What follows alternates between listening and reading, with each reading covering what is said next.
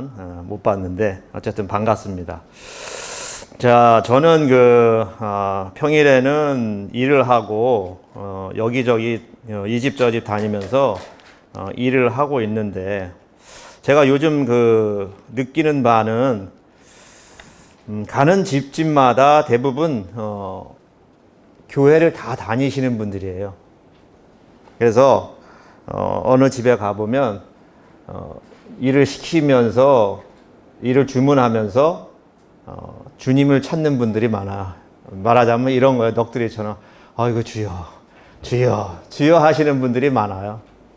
그래서 저 서쪽에 어느 집에 한 군데 갔는데 계속 주여 주여 하시더라고요. 그래서 나도 아유 주여 그랬어요. 그랬더니 교회 다니세요? 그래요. 저한테 물어봐요. 그래서 전 교회 안 다니는데요. 그랬어요.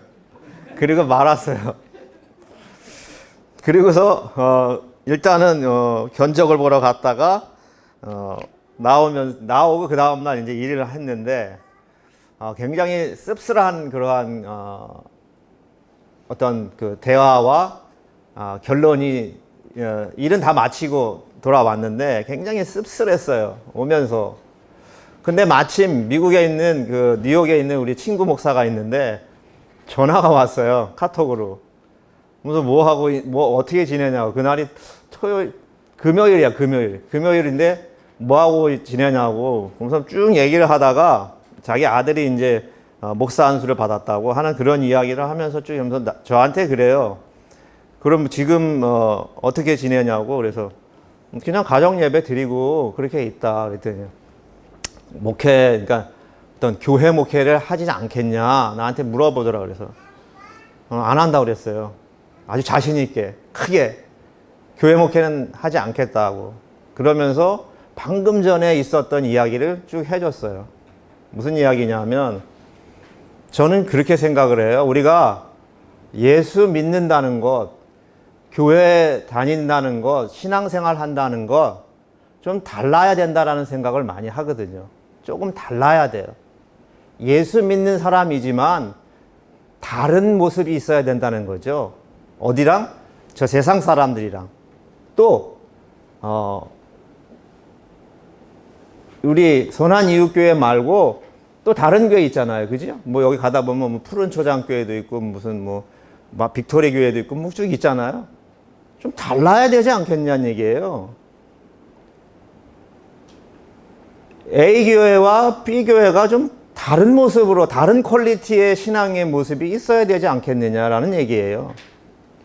내가 그분한테 어느 교회 다니세요? 그랬더니 B교회 다닌대요. B교회. 아, 그러시냐고. 그러니까 연세는 저랑 비슷한 정도 됐어요. 60이 넘은 것 같은데, 한 60 정도 넘었으면 뭐 교회 권사님 정도 됐을 것이고, 남자분은 뭐 장로님이나 안수 집사나 이렇게 되셨을 거라고 저는 추측이 가요. 말끝마다 주여주여를 찾고 있기 때문에. 그런데 굉장히 씁쓸해요. 그래서 내가 오면서 내가 지금 경험한, 지금 조금 전까지 이야기를 하고 온 사람은 전혀 배려도 없는 사람이고, 자기네 집에 일을 하러 왔으면 솔직하게 커피는 대접 못하더라도 물이라도 한 컵 대접하는 그러한 대접이 있어야 된다라고 저는 생각이 들어요. 그게 크리스찬이라는 거죠. 부지불식 중에 내가 물 한 컵 대접한 그가 주님일 수 있다는 얘기죠. 예수 믿는다면, 신앙생활을 한다면 좀 그래야 되지 않겠느냐는 얘기예요. 제가 그분한테 그랬어요. 어디 가서 교회 다닌다는 소리 하지 말라고 그랬어요. 얼마나 내가 화딱지가 나는지. 예. 제가 화딱지가 날 정도면은 보통 어느 정도인지 알겠죠.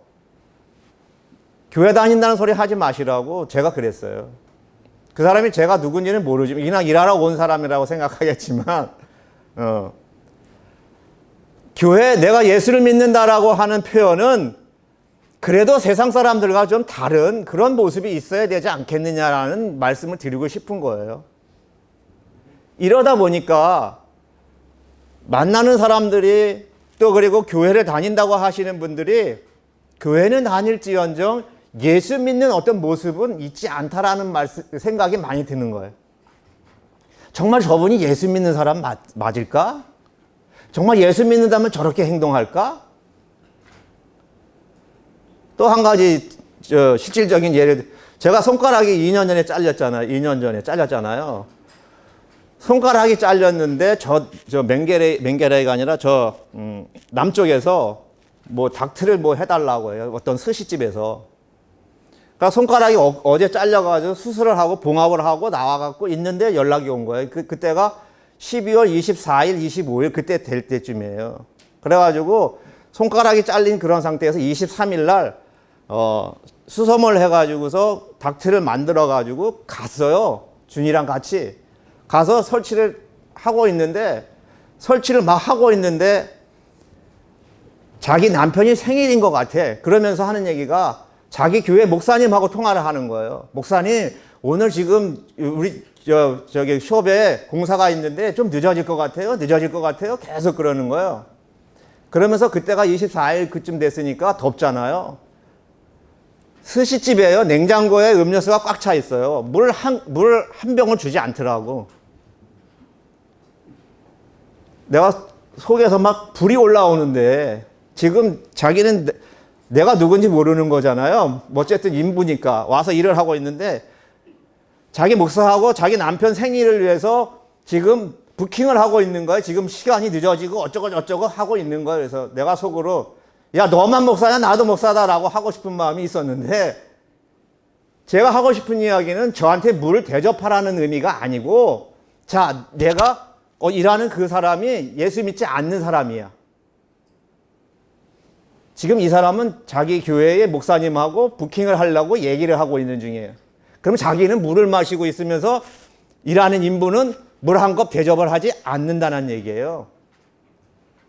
예수 안 믿는 사람이 그걸 봤을 때 그 예수 믿는다고 하는 그 사람을 어떻게 보겠느냐는 얘기예요.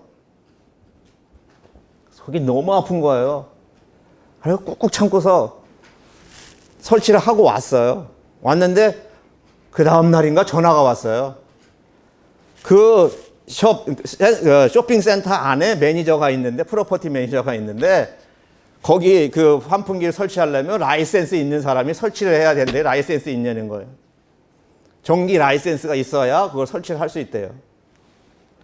저한테 오다를 주는 그 키분이 있어요. 그 환풍기 리페어 할 수 있도록 하는 그 오다를 주는 키 사장님이 있는데 80 정도 되신 분인데 제가 그분한테 연락을 했어요. 이렇게 라이센스를 달라고 하는데 어떻게 해야 했더니 자기가 지금 50년 넘게 닥트 설치를 하고 다녔는데 라이센스 달라는 사람은 이 사람하고 옛날에 아주 오래전에 한 사람, 두 사람이었다는 거예요.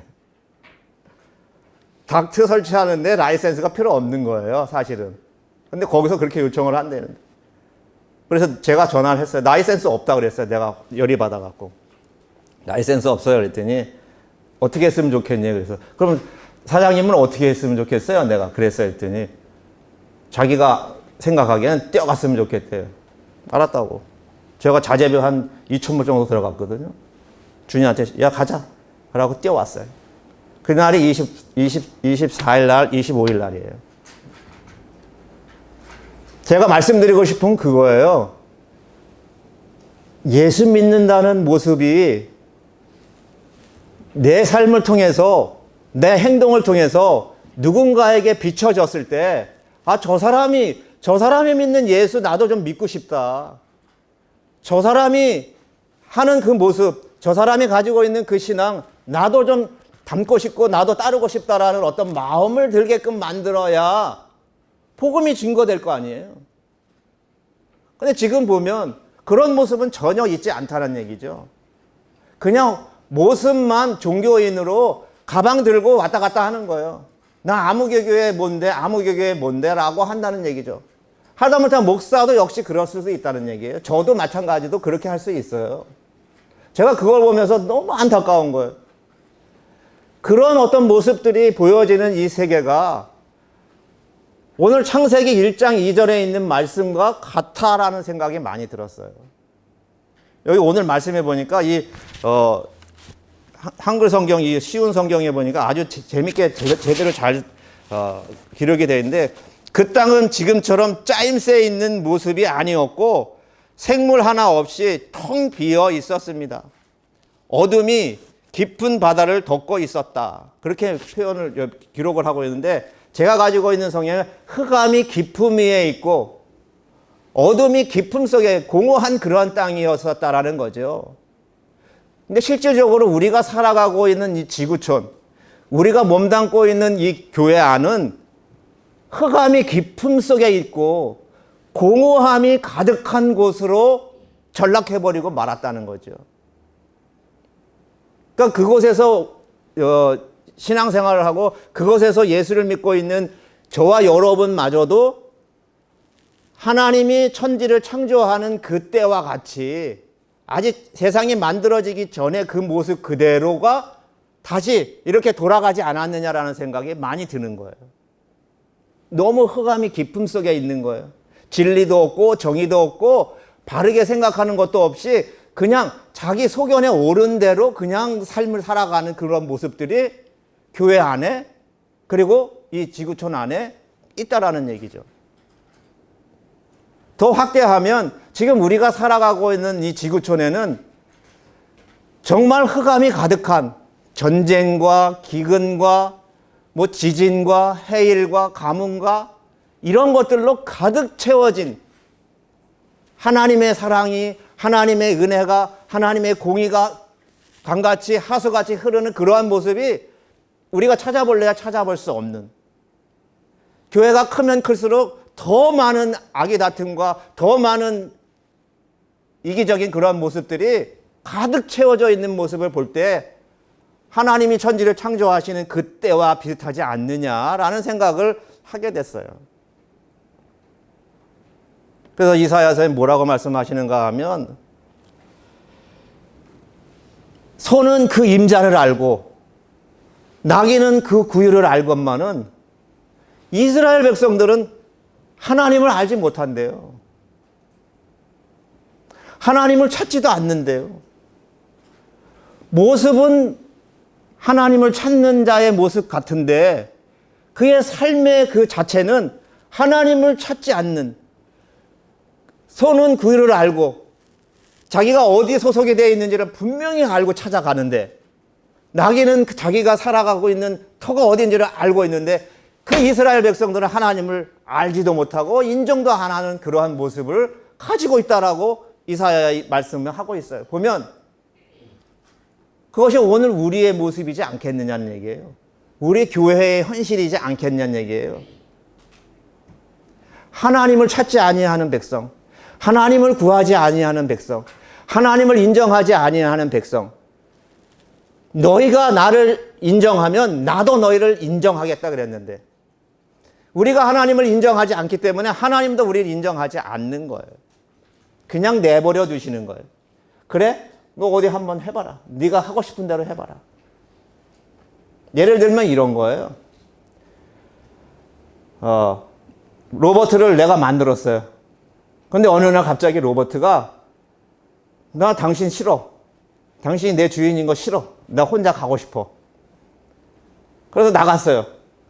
그랬더니 주인을 버리고 나오는 로버트가 또 있네? 자, 전에는 로버트는 그 만든 자가, 크리에이터가 그 로버트를 조종하고 다 컨트롤하면서 있었기 때문에 질서가 잘 잡혀 있었어요. 그런데 서로 다른 크리에이터가 만든 로버트들이 주인이 싫다고 다 뛰쳐나와가지고 한 군데 모이니까 거기서 뭐가 생긴 거예요? 거기서 다 악의 다툼이 생기고 거기서 다 싸움이 일어나게 되어지는, 욕심이 생기는 그러한 일들이 벌어짐으로 말미암아 그 로버트들이 모인 사회는 혼돈에 빠지게 되어진 거예요. 마치 이와 같다는 거예요.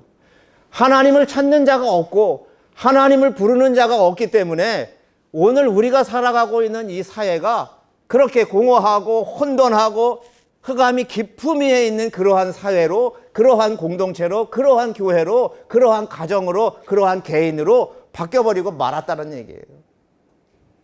여러분, 오늘 우리에게는 절대적으로 제2의 창조가 필요해요. 할렐루야.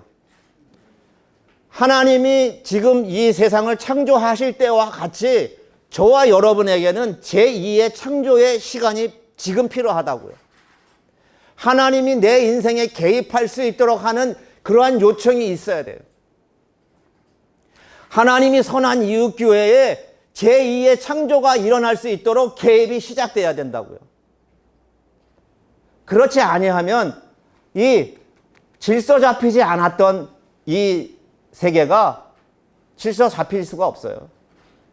하나님이 우리 삶 속에, 우리 개인의 삶 속에 제2의 창조가 시작되어질 수 있도록 하는 그런 요구가 우리에게 있어야 해요. 할렐루야.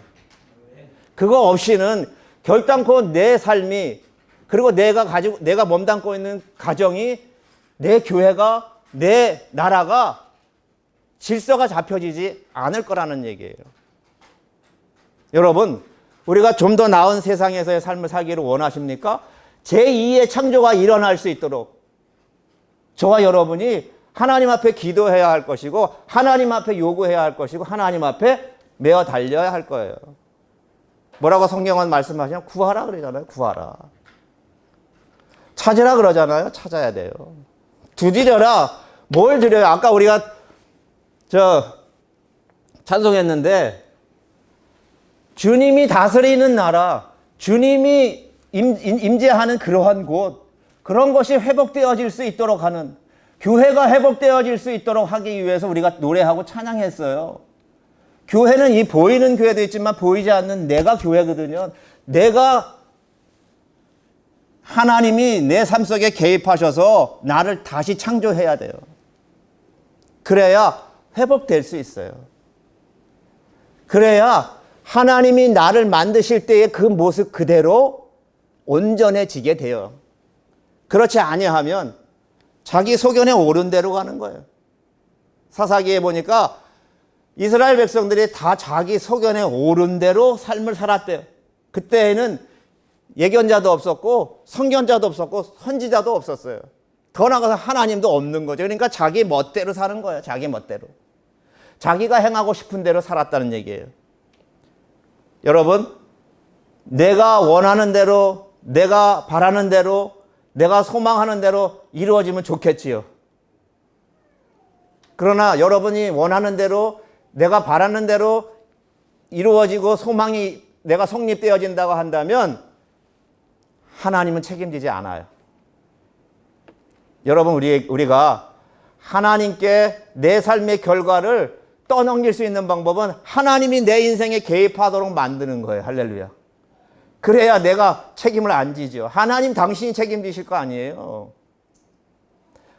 그게 지혜로운 자의 삶이에요. 하나님이 책임지는 거예요. 하나님이 책임지신다고 하셨잖아요. 그래서 요한복음 15장에 보니까 너희가 나를 떠나서는 아무것도 할 수 없습니다.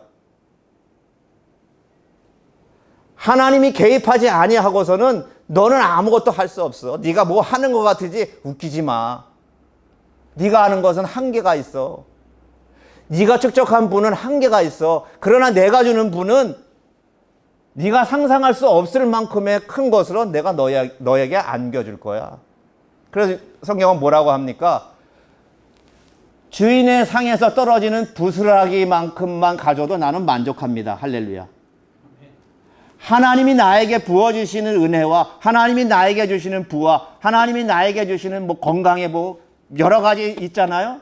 그것은 내가 요구한 것보다 하나님의 상에 떨어지는 그 부스러기보다도 부스러기가 더 크다는 얘기죠. 그게 지혜로운 자의, 그게 예수 믿는 자의 삶이라는 얘기예요. 오늘 우리는 깊이 우리의 삶을 한번 생각해 봐야 될 거예요. 왜 이 세상이, 지금 우리가 살고 있는 이 세상이 어지럽고 고통스럽고 공허하고 삶의 의미 없이 살아가는 그런 모습으로 삶을 살아가고 있는가? 거기에는 하나님이 직접 개입하지 않았기 때문에 그렇다는 것을 우리가 인정해야 돼요. 진정으로 하나님이 내 삶을 컨트롤하고 내 삶에 개입하셔서 나를 이끌고 계시는가? 우리는 sometimes 내가 주인이 되어졌다가 sometimes 하나님이 내 삶의 주인이 되도록 포켓에서 꺼낼 때가 많아요.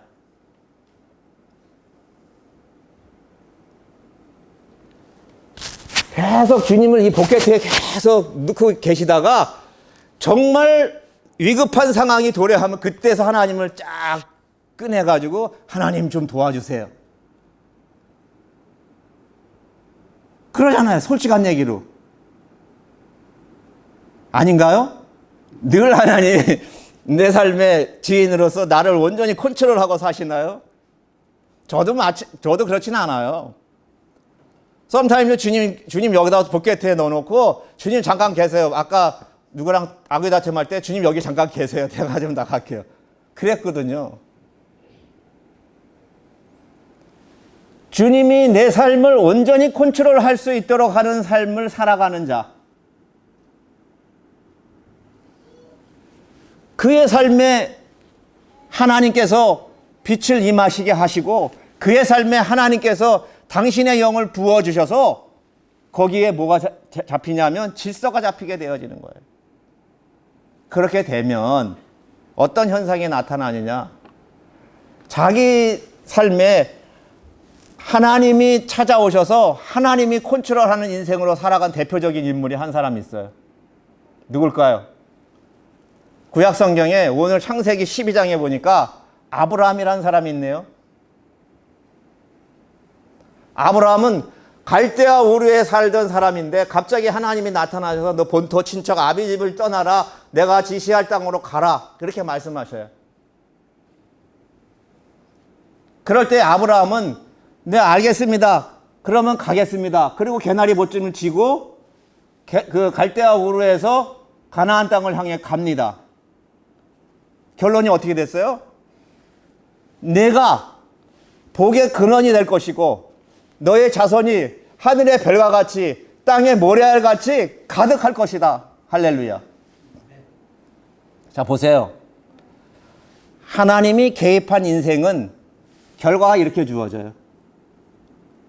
여러분의 인생에 하나님이 개입하도록 만들어 보세요. 하나님이 내 삶에 개입하셔서 나를 주장하도록 만들어 보세요. 복의 근원이 됩니다. 할렐루야. 여러분의 자손이 하늘의 별과 같이 바닷가의 모래알 같이 충만해질 것이에요. 우리의 자손이 많아지면 나에게 무슨 유익이 있느냐? 왜 유익이 없어요? 전쟁에 나가면 전통에 가득한 화살과 같았는데 내가 싸움에 나가서 싸움할 때 이길 수 있는 힘을 기르게 되는 거거든요. 어쨌든 그렇게 아브라함은 하나님이 그 인생에 개입함으로 말미암아 그가 복의 근원이 되어지는 아주 귀중하고 귀중한 존재로서의 자리매김을 하게 되었다라는 얘기죠. 그럼 저와 여러분에게도 역시 마찬가지예요. 하나님이 여러분의 인생에 저의 인생에 개입하기 시작하시면 그 인생이 바뀌게 돼요. 그 캐릭터가 바뀌게 되어지고 그의 삶의 목적이 바뀌어요. 그래서 아브라함이 아브라함으로 바뀌잖아요. 할렐루야. 아브라함으로 바뀌었다는 것은 이제는 너가 세상에서 삶을 살았던 어떤 족장의 모습은 버리고 이제 나의 자손으로 나의 믿음의 조상으로 나의 믿음을 계승하는 그런 어떤 시조로서의 삶을 살아가라고 하는 그러한 이름으로 그 인생이 바뀌었다는 얘기예요. 하나님이 저의 인생에 개입하심으로 말미암아 저의 인생도 바뀌었어요. 하나님이 제 인생에 개입하기 전까지 저는 어떤 삶을 살았느냐? 개판 5분 전의 삶을 살았죠. 솔직한 얘기로. 뭐 그렇다고 해서 무슨 뭐 남을 죽이거나 그러지는 않았어요. 그렇지만 그 시대에 여러분이 그 70년대에 잘 알고 있는 그냥 날라리였어요. 날라리. 뭐 학교에서 저 댐꼬바지 입고 그러고 다녔던 그 고등학교 시절 뭐 그렇게 삶을 살았다고요. 그런데 고등학교 졸업하고 난 그 직후에 하나님이 내 인생에 가입하기 시작하셨어요. 주님이 내 인생에 개입하는 그 순간부터 저는 삶이 바뀐 거예요. 세상이 달라 보인 거예요. 달라져 있어요, 이미. 여러분, 여러분의 인생에 제2의 창조가 일어나기를 축원합니다. 그래야만 인생이 바뀌고 삶이 바뀌어요. 그러면 내 삶의 어떤 그 외형적인 것만 바뀌나요? 아니에요. 하나님이 나의 삶에 개입하셔서 내 인생을 주장하시기 시작하면 내가 가지고 있는 마음이 바뀌어요. 내가 생각하는 그 생각이 바뀌어요. 전에는 내가 부정적인 삶을 살았다면 이제는 긍정적인 삶으로 바뀝니다. 전에는 내가 불안하고 초조한 삶을 살았다면 하나님이 개입하시는 순간 나는 이제 긍정의 마인드, 불안과 초조는 없고 평안의 마음으로 바뀌어요. 여러분 주변에 보세요. 하나님 있이 살던 사람과 하나님 없이 살던 삶이 얼마나 다른지를 보잖아요. 경험적으로 우리가 느낄 수 있잖아요. 저렇게 세상에서 악독한 사람이었음에도 불구하고 하나님을 만나니 그가 순한 양과 같이 바뀌더라. 전에는 실패자의 낙오자예요. 모두가 다 멸망자라고 생각했던 그가 이제는 다시 성공한 인생으로서의 삶을 살아가는 것을 우리가 보잖아요. 하나님이 개입하시기 전에는 알코올 중독에 담배에 쩔어서 도박에 쩔어서 세상의 모든 향락에 쩔어서 삶을 살다가 하나님이 개입하시기 시작하니까 그 인생이 건설적이고 창조적이고 생산적인 삶을 살아가는 인생으로 바뀌잖아요. 성경에 그런 인물들이 부지기수로 쭉 있잖아요. 내가 예수 믿기 전에는 종교가 꼴등했는데 예수 믿고 은혜 받은 다음에 내가 대구대학 들어가서 지금은 경상북도 울진에 있는 공무원 대장이 된 사람도 있어요. 이 얘기는 무슨 얘기냐면 이 사람은 전교 꼴등이에요. 꼴등. 공부를 아예 안 했으니까 그 울진 지역에서 전교 꼴등이에요. 그런데 그 울진에 기도원이 있는데 그 기도원에 들어와서 은혜 받기 시작한 거예요. 예수님이 구체적으로 누구고 하나님의 역사하심이 어떤 것인지를 체험하기 시작한 거예요. 고등학교 2학년 때인가 3학년 때인가. 그래서 이 사람이 들어와서 뭐 어쨌든 공부를 안 했으니까 그냥 고등학교 졸업을 한 거예요. 그리고서 공부를 시작한 거예요. 그리고 대구대학교 사회복지학과를 들어갔네. 그 꼴찌가 여러분 생각이 가능한 거예요? 뭐 꼴찌는 뭐 1등 못하는 법은 없지만 그 꼴찌가 그렇게 공부를 해가지고 은혜 받고 예수님 만나고 성령 은혜 받고 바뀌어서 인생이 바뀌어서 대구대학 들어가서 그 대구대학에서 사회복지학을 마치고 경북 울진의 군청에 사회복지사로 공무원 취업을 한 거예요. 그 지금 계장이 되었어요. 그건 그 동네에서 그 사람을 알고 있는 많은 사람들은 기감이 되는 사람. 저놈은 전교에서 꼴등했던 놈인데 지금 예수 믿고 저렇게 바뀌었어. 여러분 삶이 그것만 바뀌는 게 아니죠.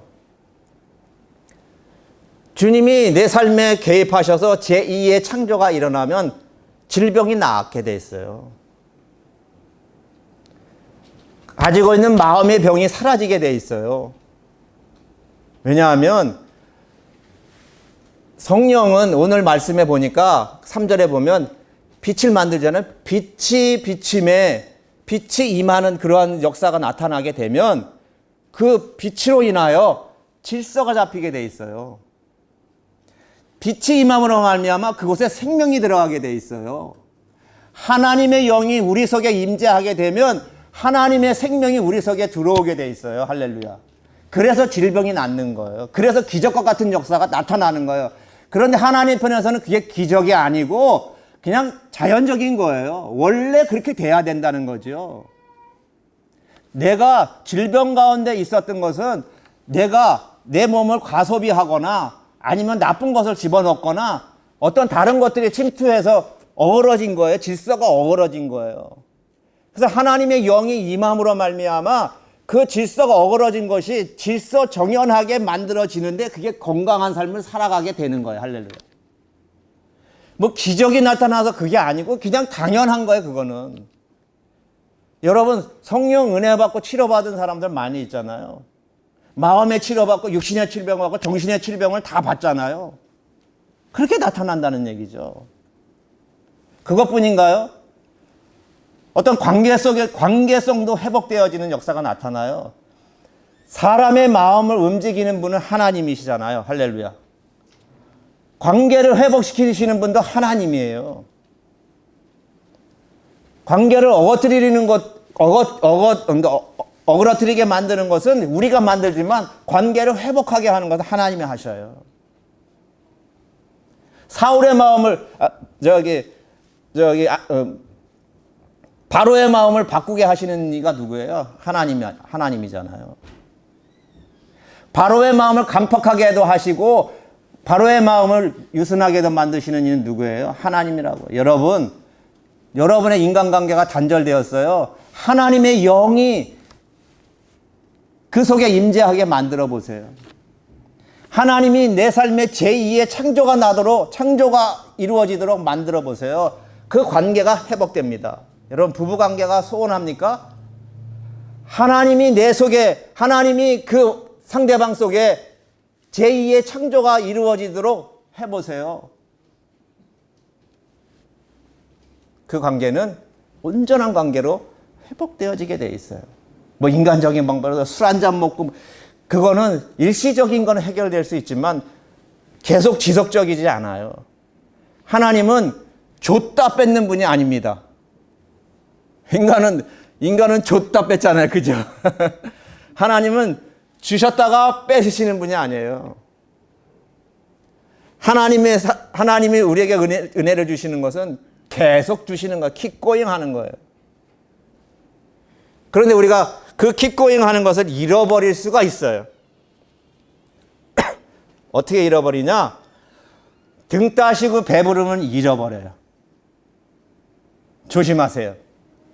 제가 많은 우리 주변의 성도들을 보면서 경험을 해본 결과 하나님이 내 인생에 개입하도록 하는 순간이 몇 가지 있는데, 자, 그걸 보면은 고난당할 때, 질병에 걸렸을 때, 사업에 실패했을 때, 대학교 시험에 실패했을 때, 그때는 하나님 앞에 가갖고, 하나님, 내 속에 좀 들어오셔서 나를 좀 주장해 주시고, 내 사업에, 내 건강에 해결해 주십시오라고 부르짖는다고요. 그런데 그렇게 들어와서 주님이 오셔서 다 이제 오거나이즈를 하시고 정리를 다 하셔서 평안하게 됐어요. 여러분, 잘 나갈 때 조심하세요. 평안할 때 조심하셔야 돼. 많은 이들이 힘들고 어려울 때는 하나님을 찾고 하나님을 구하고 하나님을 바라고 기도하고 노력하고 애쓰고 힘써요. 그런데 여러분, 우리가 잘 나가고 평안하면요, 어떻게 되는지 아세요? 내가 힘들고 어려울 때는 하나님이 내 손을 이렇게 잡고 있어요. 그런데 내가 평안하고 따뜻하고 안락하고 쉽고 행복하잖아요? 하나님이 이 손을 쓱 놓습니다. 여러분, 이 하나님이 쓱 놓는 거 잘 생각해 보세요. 제가 이제 애가 셋이잖아요? 그 중에 한 놈이 아파요. 그러면 그 아픈 놈을 위해서 밤새도록 내가 가서 간호하고 애쓰고 막 하잖아요. 잡고 있는 거야, 이렇게. 그런데 이놈이 이제 다 났어. 자기가 지발로 걸어 다닐 수가 있어요. 막 여기 갔다 저기 갔다 천방지축 뛰어다닌다고. 그러면 그놈 그렇게 다니고 있는데 내가 그때도 잡고 있어요? 아니요, 쓱 놓잖아요. 이제 너가 네 발로 다 움직일 수 있고 건강하니까 됐어, 이제 해. 이거예요. 이건 제가 해석하는 거예요. 하나님이 그렇다는 거죠. 내가 잘 먹고 잘 살고 잘 나가고 있고 사업도 잘 되고 번창해. 그전에는 막 사업이 실패해서 하나님 앞에 부르짖고 살려주세요 해서 하나님이 딱 붙잡고 계시다가 이놈이 이걸 놓으면 아예 그냥 죽을 것 같으니까 붙잡고 계시다가 이제 보니까는 괜찮아, 이제 등 따시고 배부르구나, 싹 놓으셨다는 얘기죠. 여러분, 이때 어떻게 해야 되는지 알아요? 옳거니 잘 됐다, 그럼 나도 놓자. 우린 그런다고요, 대부분. 아니에요. 그때 내가 하나님의 손을 더 꽉 잡아야 돼요. 그래야 나에게 제2의 창조가 일어났던 그것이 킵고잉 될 수 있어요. 내가 힘들고 어려울 때 하나님을 찾고 부러져질 때 하나님 만나주셨잖아요. 그래갖고 내가 회복이 됐어요.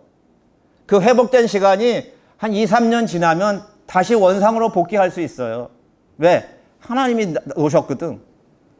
여러분, 명심하셔야 돼요. 하나님이 놓으셨을 때 내가 하나님의 손을 붙잡을 수 있어야 돼요. 그거 어떻게 붙잡아요? 보이지 않는 하나님을 어떻게 붙잡아요? 여러분, 한 가지 가장 중요한 방법을 한 가지 알려드릴게요. 어떻게 하면 하나님의 손을 계속해서 붙잡을 수 있는지를 알려드릴게요. 여러분, 예배가 뭔가요? 예배. 오늘 지금 우리 예배 드리고 있잖아요. 예배가 뭘까요? 주일에 한번 모여서 목사님 얼굴 보고 설교 듣고 그게 예배인가요? 아니에요. 예배는 하나님을 인정하는 시간이에요. 하나님을 인정하는 시간이 예배의 시간이에요. 그렇기 때문에 그 시간이 내가 하나님의 손을 잡는 시간이에요. 뿐만 아니라 하나님이 내 삶 속에 임재하는 시간이에요. 그래서 이 예배가 매일같이 드려질 수 있도록 하는 그런 자세가 우리에게 있을 때 하나님의 손을 내가 계속 잡고 있는 거예요. 등 따시고 배부를 때 이거 놓으면 안 되거든요. 등 따시고 배부르고 잘 나가고 모든 가족들이 행복하고 모든 자녀들이 자기 인생을 잘 살아가고 모든 것이 평안한 그때에 나는 하나님을 더 잡아야 돼요. 그래야 하나님께서 나에게 주신 그 모든 혜택이 계속 유지되어 갈 수 있어요. 그게 매일 하나님 앞에 드리는 가정 예배예요. 가정 예배. 여러분, 이 가정 예배가 그 시간에 특별히 하는 게 없는데, 여러분, 그게 아니고 가정 예배, 가정의 식구들이 모여서 한 사람이든 두 사람이든 모여서 하나님을 인정하는 거 아니에요. 하나님 오늘 하나님의 역사하심이 이랬고, 하나님이 오늘 나에게 이렇게 하나님의 모습을 보여주셨어요. 내가 인정하는 시간이에요. 그럼 하나님 얼마나 기쁘시겠어요. 저놈 봐라, 나를 인정하네. 저 가정의 식구들이 나를 날마다 인정하네. 나를 날마다 찬양하네. 나를 날마다 부르네. 내가 저들과 함께 하지 않겠냐는 얘기예요. 그래서 여러분, 가정예배라는 것이 그냥 드려도 되고 안 드려도 되는 것이 아니라 가장 소중하게 다루어져야 할 우리들의 머스트예요. 우리가 해야 할 일이에요. 성경 한 절 읽고 찬송 한 장 하고 기도하고 하나님 인정하는 거예요. 거기 그 성경 한 절이 하나님이 어떤 하나님인지 보여주고 계시잖아요. 오늘 하나님 이런 하나님이었어요. 내가 인정하는 거예요. 가족이 인정하는 거예요. 여러분, 지금 여러분이 유지하고 있는 그 어떤 것들을 계속 유지하시기를 원하십니까? 매일 예배를 드리세요. 매일같이. 언제요? 여러분의 삶이 끝나는 그 저녁 시간에. 힘들고 어렵죠? 힘들고 어려운 거라고 생각하고 예수 믿는 거예요. 쉬운 게 아니에요. 예수 믿는 게. 여러분, 남에게 물 한 컵 대접하는 게 그게 쉬운 것 같아요? 그렇지 않아요. 내가 가지고 있는 걸 나누는 그런 시간이기 때문에 내가 손해보는 시간이에요. 주님은 나를 위해서 자기 생명을 다 손해보셨잖아요. 내가 물 한 대접 손해보는 거, 그거 큰 손해는 아니잖아요. 주님은 나보다 더 큰 것을 저를 위해서 희생하셨는데, 그게 예수 믿는 거거든요. 여러분의 삶의 그 모든 시츄에이션을 그대로 유지하기 위해서는 이 예배를 매일같이 드리라는 얘기예요. 저희 집에서는 어떻게 하냐면 창세기 1장 1절부터 쭉 갔다가 다 지나가고 작년까지 찬송가 1장부터 매일같이 찬송 1장 하고 거기에 찬송가 위에 보면 성경 구절 나오잖아요. 그 성경 구절 읽고 기도하고 그 성경을 잠깐 인트로듀스 하고 그리고 기도하고 그게 한 10년 정도 된 것 같은데 우리는. 제가 느낄 수 있는 것은 이 하나님이 봐주시고 있는 부분들이 많다라고 하는 것을 그냥 직접적으로 체험할 수 있어요. 이런 부분이 있구나. 전에 많은 선배 목사님들이 강단에서 그 가정 예배에 대한 이야기를 많이 하셨는데 그때는 무시했었어요. 근데 내가 어느 때 찾았냐면 제가 이제 워크비자 다 끝나고 뉴질랜드에서 쫓겨나가게 될 때부터 그때 그랬어요. 그때 어떤 일이 있었냐면 좀 길어도 되죠? 다리가 부러졌어요. 왼쪽 다리가 부러져 가지고서 있는데 9월 며칠 날 9월 말일경에 내 비자가 다 끝난 거예요. 이제는 비자가 다 끝나서 4년 다 끝나가지고 리뉴가 안 되는 상황이에요. 다리가 부러진 상태가 됐고 내가 어떻게 액션을 취할 수 있는 아무것도 할 수 있는 게 없었어요. 그래서 결론을 내리기를 기도는 하지만 아니다. 다 같이 모이자. 다 같이 모여서 예배를 드리기 시작했어요. 하루 이틀 계속 예배 드리기 시작하면서 지금까지 한 번도 빼먹지 않고 계속 예배를 드렸어요. 그런데 신기하고 놀라운 것은 그 모든 과정들 속에서 하나님이 개입하셔서 그 모든 과정들을 넘겨가게 하셨어요. 그래서 오늘 이 자리에 있는 거예요. 그러면서 이제 영주권이 나오고 뭐 다 하면서 그때 저한테 번뜩 든 생각이 바로 조금 전에 설명했던 그거예요. 등 따시고 배부를 때 하나님을 더 간절히 잡아야 된다. 너가 힘들고 어려울 때는 나를 붙잡고 계셨지만 이제 하나님은 나를 놓으실 거야. 우리를 놓으실 거야. 그러니까 내가 잡아야 돼. 이거 내가 안 잡으면 내가 지금 누리고 있는 이 모든 평안함이 사라질 수 있어. 네가 직접 경험했잖아. 많은 성도들의 모습을 보면서. 그러면서 그때부터 예배를 계속 드리는 거예요. 일주일 내내 드려요. 월요일부터 토요일까지는 저녁에 드리고 주일은 주일날 낮에 드리고. 그러니까 매일같이 예배가 진행이 되는 거예요. 매일같이. 그러니까 순차적으로 가는 거예요. 지금은 이사야가 아니고 예레미야, 어제까지는 예레미야 1장을 했어요. 다음 주는 에스겔 하겠죠. 이번엔 방법을 어떻게 바꿨냐면 창세기 1장 1절, 그 다음에 출애굽기 1장 1절, 레위기 1장 1절 쭉 해서 66권 다 마치면 그 다음에 다시 창세기로 가든지 다른 방법을 찾으려고 그래요. 지루하니까. 창세기 1장 1절부터 쭉 해갖고 다 했어요. 찬송가까지 다 했어요. 그럼 이제 할 게 없잖아요. 그러니까 그렇게 하기로 했어요. 그럼 매일같이 다른 거지. 성경이 다른 거예요. 다른 내용이지. 그러니까 저도 재미있고 식구들도 재미있고 안 하는 사람도 가끔 있어요. 오늘 바빠요. 오늘 못 와요. 그럼 너는 빠져. 우리끼리 할 거야. 그 자리는 저희 집에 오셨던 분은 아시겠지만 그 예배 드리는 자식에 여기 식탁이 있고 여기 예배 드리는 좌석이 있어요. 그거는 항상 그 자리에 있는 거예요. 찬송가 성경 그대로 있는 거예요. 딱. 그리고 나갔다 들어와서 정리하고 예배 드리고 자고.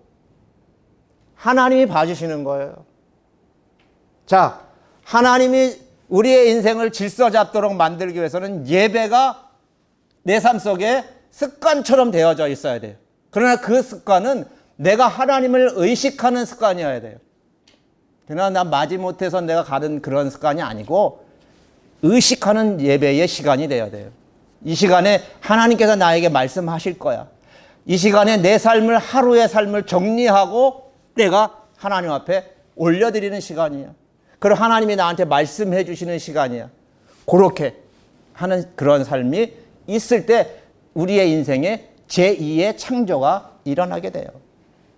우리에겐 절실히 필요해요. 뭐가? 하나님의 제2의 창조. 하나님의 타치가 저와 여러분의 삶에 있어야 한다는 이야기예요. 여러분들이 제가 말씀을 드리는 이 어떤 간증적인 같은 부분들을 마음에 새겨서 삶에 한번 적용해 보세요. 그러면 가지고 있었던 내면적인 문제나 그리고 가지고 있었던 어떤 관계적인 문제나 가지고 있었던 경제적인 문제나 여러 가지 환경 시츄에이션들이 체인지 될 거예요. 할렐루야. 바뀌어요. 분명히 바뀌게 돼 있어요. 나중에 바뀌시면 짜장면 한 그릇 사주시기 바랍니다. 하나님께도 영광을 돌리시고 저한테 영광을 돌리는 건 아니고 하나님께 영광을 돌리시는 건 당연한 거예요. 경험한 것을 말씀을 드리는 거기 때문에 여러분 반드시 하나님이 하십니다. 하나님이 그렇게 여러분의 인생에 제2의 창조의 역사를 나타내 주셔서 어그러진 것들이 바로잡히게 되고 무너지고 죽음밖에 없었던 그곳에 에스겔의 마른 뼈가 살이 붙어서 다시 살아난 것처럼 저와 여러분의 삶 속에 그리고 우리가 몸담고 있는 이 교회와 이 사회와 공동체가 다시 회복될 줄로 믿습니다. 그렇게 회복되어지는 일의 초석이 되어질 수 있는 저와 여러분 되기를 바랍니다. 기도하겠습니다.